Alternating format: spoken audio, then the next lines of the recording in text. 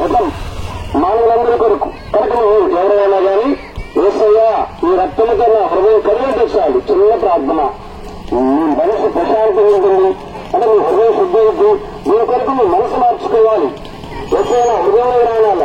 చూడండి, చిన్నపిల్లలు ఎలా చెప్తుంటే చక్కగా దేవుని మాటలు వింటున్నారు, దేవుని పాటలు పాడుతున్నారు. ప్రశాంతత అన్నమాట, హృదయ శుద్ధి. ఎందుకంటే పిల్లల వంటి వారైతేనే మోక్షం ఉన్నది. చూడండి, పిల్లలు ఎట్లా దేవుని మాటలు చెప్పిన ప్రకారం చేస్తున్నారు. బైబిల్ వాక్యం ఆధారం. మనం కూడా ఎంత వయసు వెళ్ళాలా కానీ ఇది మంచిదంటే ఆ మంచిని తెలుసుకొని దానికి బాగాలంటే మంచిది. ఆ మంచిది అంటే యేసు రక్తం ప్రతి పాపంలో వల్ల పరిపూర్ణంగా చేయమని బైబిల్లో ఉంది.